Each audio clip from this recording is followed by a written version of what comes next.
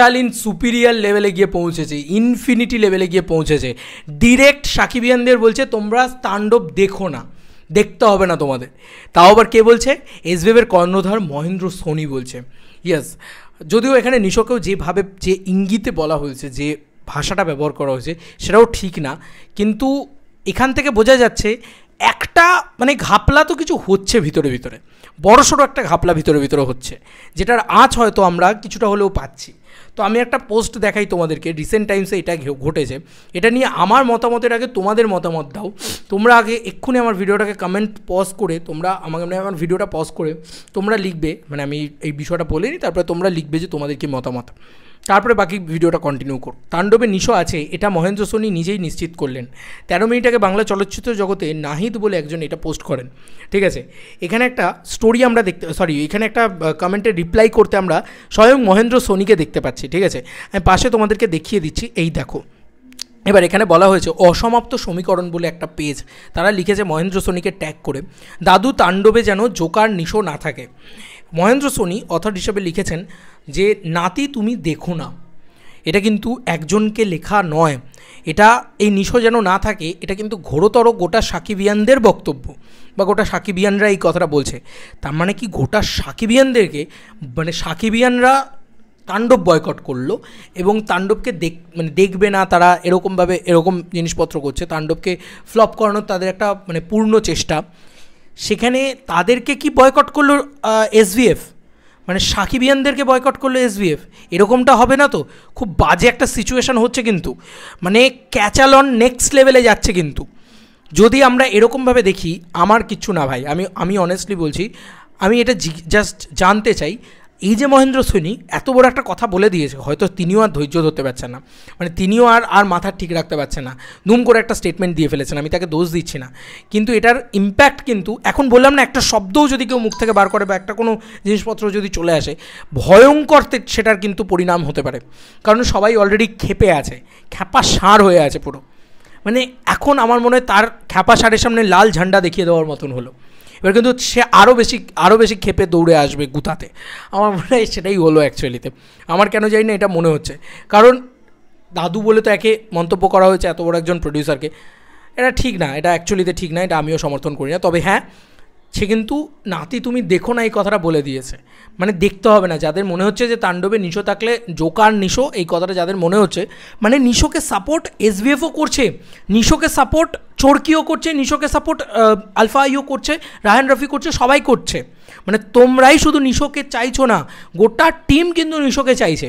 মানে এটা কি কোথাও গিয়ে এখান থেকে কি এই কথাটাই প্রমিনেন্ট হচ্ছে, এই কথাটাই সত্যি হচ্ছে যে শাকিব খান অসহায়, শাকিব খানের সাথে সত্যি সত্যিই অন্যায় হলো, এটাই কি প্রমিনেন্ট হচ্ছে যে নিশোকে নিয়েই তারা সব কিছু করবে এবার থেকে?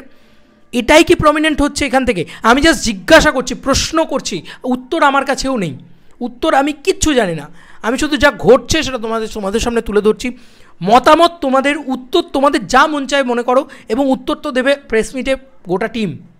আমি জানি না, এটা খুব খারাপ দিকে এগোচ্ছে, কিন্তু এটা কিন্তু ভয়ঙ্কর খারাপ দিকে এগোচ্ছে, এবং জঘন্যতর মন নিতে পারে এই সিনেমার পরিণতি।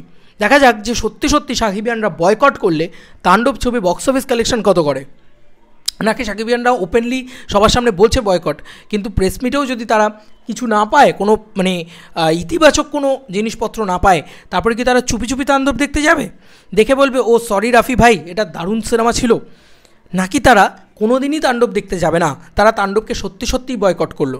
এবং সাকিবিয়ানরা যদি সত্যি সত্যিই বয়কট করে, সেক্ষেত্রে এসভিএফ এটা বলতে চাইছে যে তোমরা না দেখলে কিচ্ছু যায় আসে না আমাদের, মানে এই বক্তব্যে কিন্তু সেরকমটাই ইঙ্গিত পাওয়া যাচ্ছে। বলা হচ্ছে দাদু তাণ্ডব যেন জোকার নিশো না থাকে, এসভিএফ বলছে, মানে মহেন্দ্র সোনি বলছেন যে নাতি তুমি দেখো না, তার মানে এখানে কনফার্ম হচ্ছে যে নিশো আছে এবং তারা নিশোর সিন কাটতে নারাজ, তারা কাটবে না, তোমরা যাই বলে নাও তারা কাটবে না, এবং মানে তোমরা দেখো আর না দেখো তাদের কাছে কিছু যায় আসে না, তারা কাটবে না সিনটা, এই হচ্ছে তাদের অ্যাটিটিউড।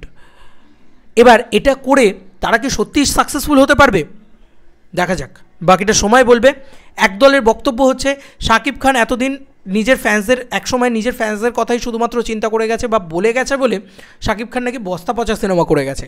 এখন শাকিব খান ফ্যান্সদের কথা না ভেবে যদি ইন্ডাস্ট্রিকে গ্রোথ করার জন্য এই ধরনের সিনেমা করে থাকে তাহলে ফ্যান্সদেরকে অত পাত্তা দেওয়ার দরকার নেই। কিন্তু আমি এটাকে কখনোই সমর্থন করি না। আমার মনে হয় যে সাকিবিয়ানরা এক গুচ্ছ সাকিবিয়ানরা হঠাৎ করে এত খেপে গেল যখন, এবং আজকে যে ঘটনা, এই যে স্বপন চৌধুরী তিনি যে বক্তব্য রাখলেন তারপরে কিন্তু ব্যাপারটা আরও বড় জায়গায় নিয়ে নিয়েছে।